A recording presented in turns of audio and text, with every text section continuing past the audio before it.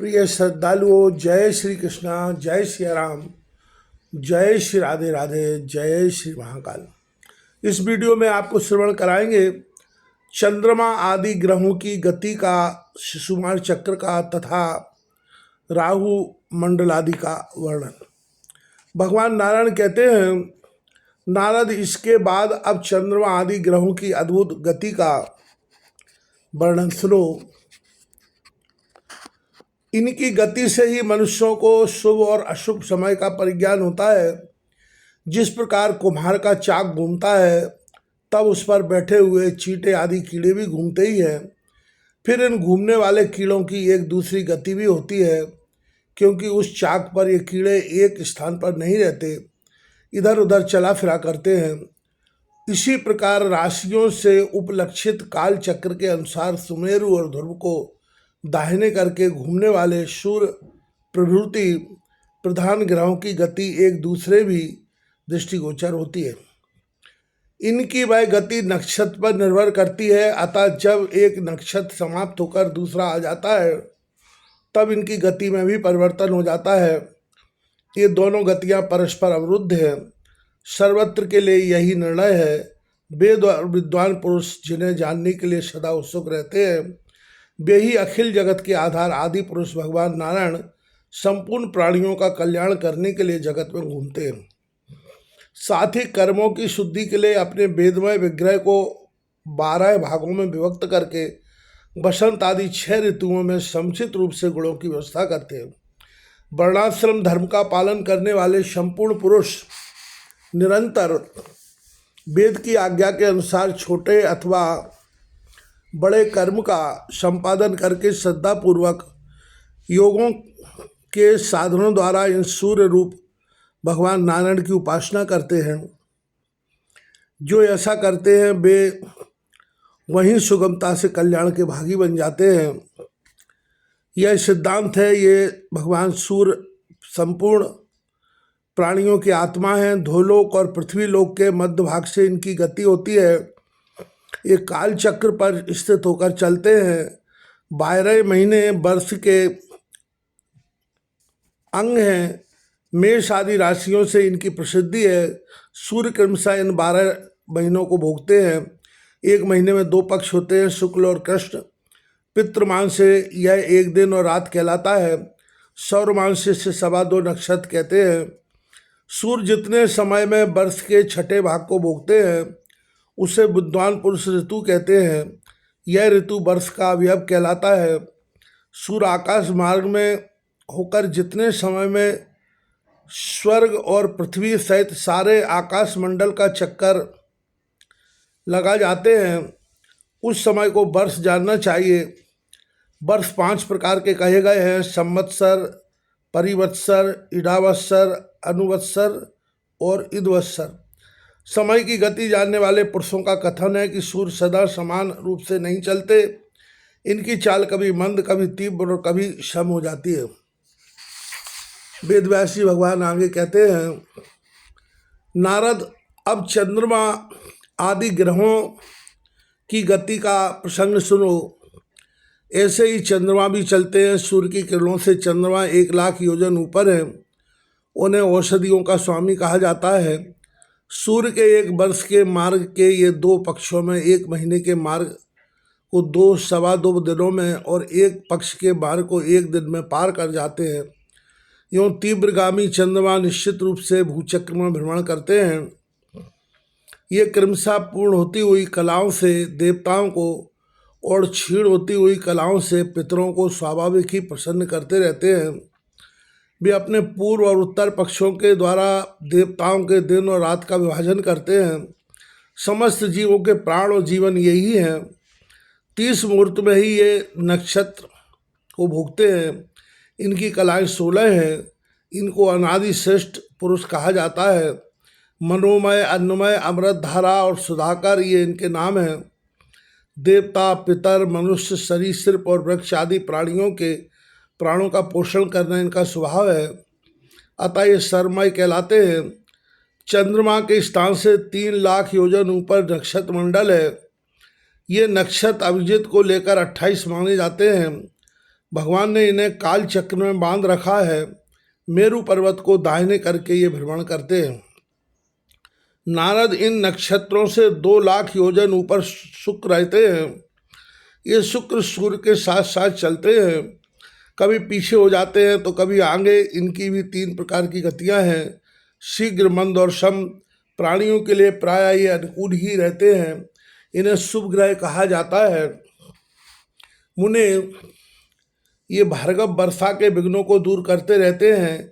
इनके स्थान से बुध का स्थान 2 लाख योजन ऊपर बताया गया है। ये भी शुक्र के समान ही शीघ्र, मंद और समान गतियों से सदा चलते हैं। जिस समय सूर्य को लांघकर ये चल देते हैं उस समय प्राय आंधी चलने, बादल होकर इधर उधर बिखर जाने और अवर्षा की सूचना प्राप्त होती है।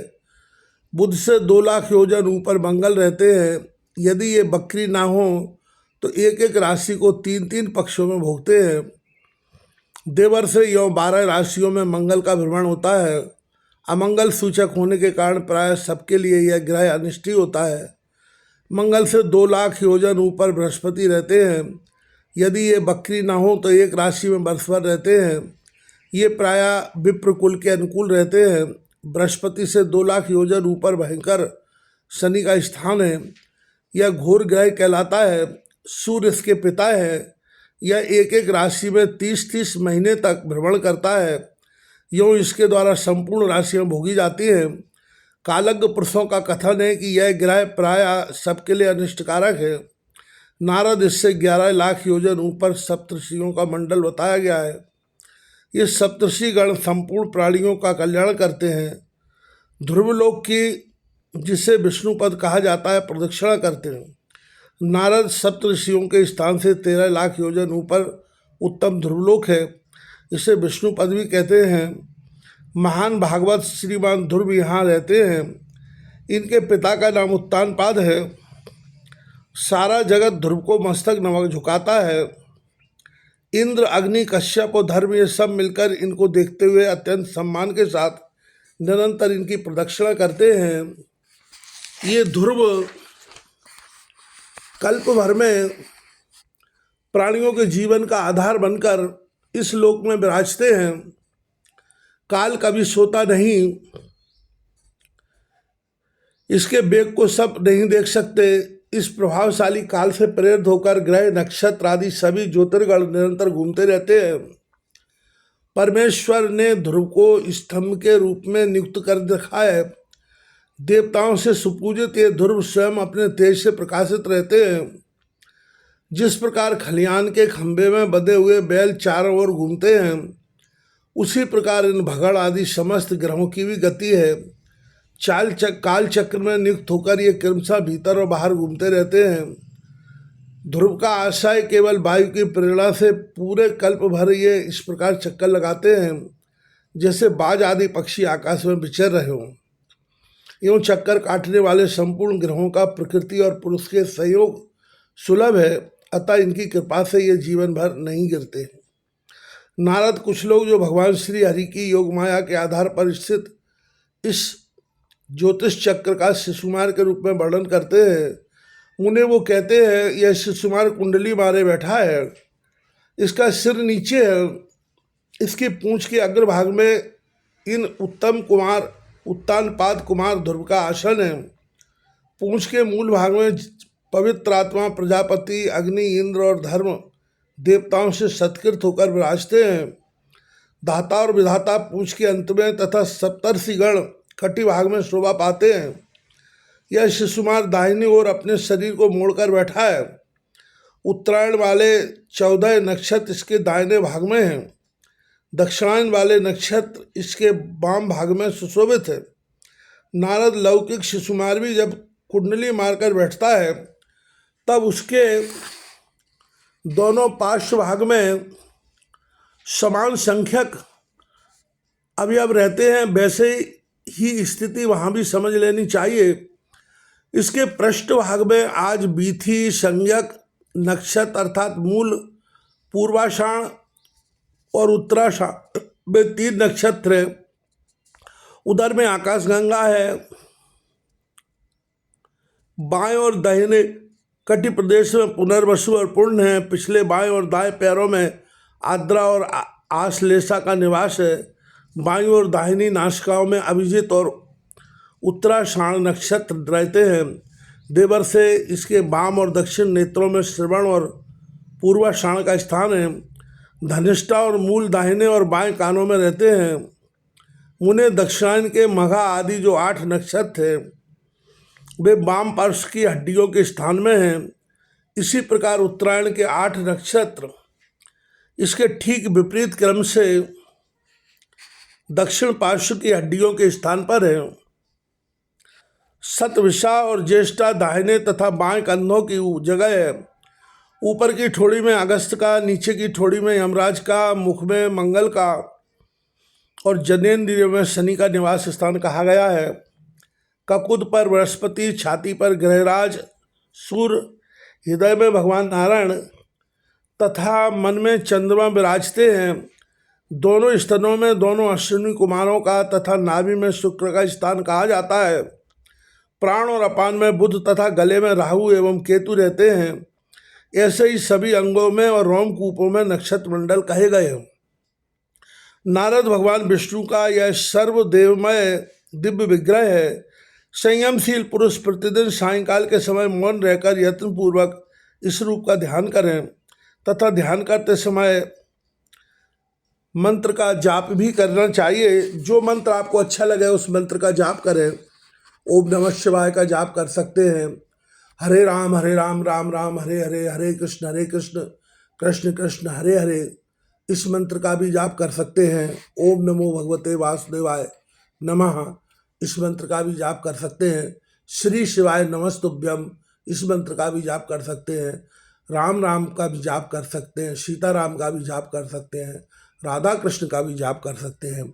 ये मंत्र आपको कल्याण ही कल्याण करेंगे, भगवत प्राप्ति करा देंगे और इस जीवन में भी सुख शांति के साथ आपका जीवन व्यतीत हो जाएगा। इसमें कोई संदेह नहीं है, करके देख लीजिए। भगवान आप संपूर्ण ज्योतिर्गणों के आश्रय काल चक्र रूप से विराजमान देवताओं के अधिष्ठाता तथा परम पुरुष हैं। हम आपको नमस्कार करते हैं। ग्रह नक्षत्र और ताराओं के रूप में भगवान का जो यह आदि दैविक रूप है उसका तीनों समय जप करने वाले पुरुष पापों से मुक्त हो जाते हैं, अथवा जो तीनों कालों में इनको नमस्कार करता है उसका उस समय का पाप तुरंत नष्ट हो जाता है। सूर्य से 10,000 योजन नीचे राहुमंडल कहा गया है। सिंहका के गर्भ से इसकी उत्पत्ति हुई है। योग्यता न होने पर भी यह नक्षत्र की भांति विचरता है। चंद्रमा और सूर्य ने तो इसे मार डालने का ही प्रयत्न किया था, किंतु भगवान विष्णु की कृपा से इसने अमृत और ग्रहणत प्राप्त कर लिया। तपते हुए सूर्य का जो यह बिंब दृष्टिगोचर हो रहा है इसका विस्तार 10,000 योजन है। चंद्रमा 12,000 योजन के विस्तार में है। 13,000 योजन के विस्तार वाला यह राहु ग्रह सूर्य और चंद्रमा के बिंब को ढकने का प्रयास निरंतर करता था, क्योंकि पूर्व समय का बैर इसे भूला नहीं था, ऐसा समझना चाहिए। इतनी दूरी से ही सूर्य और चंद्रमा के बिंब को ढकने के लिए राहु तत्पर रहता है। यह सुनकर भगवान विष्णु ने दोनों के पास अपना सुदर्शन चक्र भेज दिया। उस भयंकर चक्र में असीम ज्वाला थी। उसके दूसरे तेज से सूर्य और चंद्रमा का मंडल चारों ओर से घिरा रहता है। राहु पास तो जा नहीं सकता, वह इनके बिंबों के सामने दूर ही रुक जाता है, फिर तुरंत लौट पड़ता है। देवर से इसी स्थिति को जगत में उपराम ग्रहण कहते हैं। यह जानने का विषय है। नारद राहु से नीचे सिद्धों, चारणों और विद्याधरों के परम पवित्र लोक कहे गए हैं। इन लोकों का विस्तार 10,000 योजन बताया गया जाता है। यहाँ पुण्यात्मा पुरुष निरंतर निवास करते हैं। देवर से इन लोगों के नीचे यक्षों, राक्षसों, भूतों, प्रेतों एवं पिशाचों की श्रेष्ठ विहार स्थली है। इसके नीचे जहाँ तक वायु चलती है और बादल दिखाई पड़ते हैं उसे परम ज्ञानी पुरुषों ने अंतरिक्ष लोक कहा है। ध्वजवर इसके नीचे 100 योजन की दूरी पर वह पृथ्वी बताई जाती है। जहाँ तक गरुड़, बाज, सारस और हंस आदि पक्षी उड़ सकते हैं ये सब पार्थिव पदार्थ है। यूँ पृथ्वी के परिमाण और स्थिति का वर्णन किया जाता है। देवर से इस पृथ्वी के नीचे 7 भू विवर बताए जाते हैं। प्रत्येक विवर की लंबाई और ऊंचाई 1000 योजन है। ये सभी विवर 10-10 हजार योजन की दूरी पर है। ये विवर सभी ऋतुओं के लिए सुखप्रद है। विप्रवर नारद, इनमें पहले को अतल, दूसरे को वितल, तीसरे को सुतल, चौथे को तलातल, पांचवें को महातल, छठे को रसातल और सातवें को पाताल कहते हैं। इस प्रकार ये 7 विवर प्रसिद्ध है। ये विवर एक प्रकार के स्वर्ग ही है। इनमें कहीं कहीं तो ये स्वर्ग से भी अधिक सुख की सामग्रियाँ हैं। ये विषय भोग, ऐश्वर्य, सुख एवं समृद्धि के भवन हैं। इनमें अनेकों उद्यान हैं, विहार स्थलियाँ हैं, जहाँ तहाँ सुख एवं स्वाद का अनुभव होता है। वहाँ रहने वाले बलशाली दैत्य, दानव एवं नाग अपने स्त्री, पुत्र तथा बांधवों के साथ निरंतर आनंद करते हैं। वे अपने घर के स्वामी होते हैं।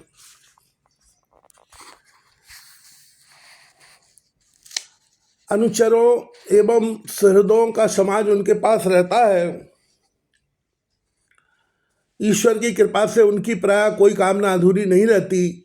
वे माया जानते हैं, सभी ऋतुओं में सुख से संपन्न होकर निवास करते हैं, सदा हष्टपुष्ट रहते हैं। उन भू विवरों के मायावी वैज्ञानिक मय दानव ने बहुत सी पुरियों का निर्माण किया है। ये पुरियाँ श्रेष्ठ मणियों, अत्यंत अद्भुत शस्त्रों, भवनों तथा अट्टालिकाओं से सुशोभित हैं। सभा भवन, मंदिर और प्रांगण उनकी शोभा बढ़ाते हैं। वे पुरियाँ देवताओं के लिए भी दुर्लभ है। स्थान स्थान पर उन्हें विचित्रता से सजाया गया है। नाग और असुर उनकी स्त्रियों के साथ वहाँ विहार करते हैं। कबूतर और मैना आदि पक्षी इन पुरियों को मनोहर बना रहे हैं। विवर के स्वामियों ने उन पुरियों में विशाल भवन बनवा रखे हैं। उनसे अलंकृत होकर वे पुरियाँ अत्यंत प्रकाशित हो रही हैं। वहाँ मन को मुग्ध करने वाले बहुत से बड़े बड़े बगीचे हैं। उन बगीचों के वृक्ष फूलों और फलों से सदा लदे रहते हैं। वहाँ स्त्रियों के विलासोपयोगी बहुत से स्थान हैं, अतः उद्यानों की शोभा अधिक बढ़ गई है। अनेक प्रकार के पक्षियों से युक्त अगाध जल वाले बहुत से जलाशय हैं। जल बिल्कुल स्वच्छ है। पाठीन नाम की मछलियाँ उन्हें सुशोभित कर रही हैं। इन जलचर जंतुओं के उछलने से जब जल शुद्ध हो जाता है, तब कुमुद, कलहार तथा श्वेत, नील और रक्तवर्ण के कमल खिलने लगते हैं। वहाँ स्थान बनाकर रहने वाले पक्षी अनेक प्रकार से क्रीड़ा करते तथा इंद्रियों को उत्साहित करने के लिए भांति भांति की मीठी बोली बोलते रहते हैं। उस स्थान पर देवताओं का श्रेष्ठ ऐश्वर्य किसी गिनती में नहीं रहता। वहाँ के निवासी कभी भयभीत नहीं होते। बड़े बड़े सर्पों के मस्तकों की मणियाँ वहाँ निरंतर अधिक चमकती रहती है कि उनके तेज से अंधकार ठहर ही नहीं सकता। वहाँ के निवासियों की दिव्य औषधि, रसायन पदार्थ, रस, अन्नपान एवं स्नान आदि की कोई आवश्यकता नहीं रहती है। उन्हें रोग कभी होते ही नहीं हैं। बाल पकने, झुर्रियाँ पड़ने, बुढ़ापा आ जाने, शरीर विरूप होने, पसीना आने, दुर्गंध निकलने, थकावट एवं शिथिलता आने आदि के रूप में वृद्धावस्था के लक्षण उन्हें कभी कष्ट नहीं पहुंचाते। उनका समय सदा मंगलमय बीतता है। भगवान श्री हरि के परम तेजस्वी सुदर्शन चक्र के सिवा उन्हें किसी से भी मृत्यु का भय नहीं रहता है। नारद जब सुदर्शन चक्र पुरी में पहुंचता है, तब प्रायः भयभीत होने के कारण राक्षसियों के गर्भ गिर जाते हैं।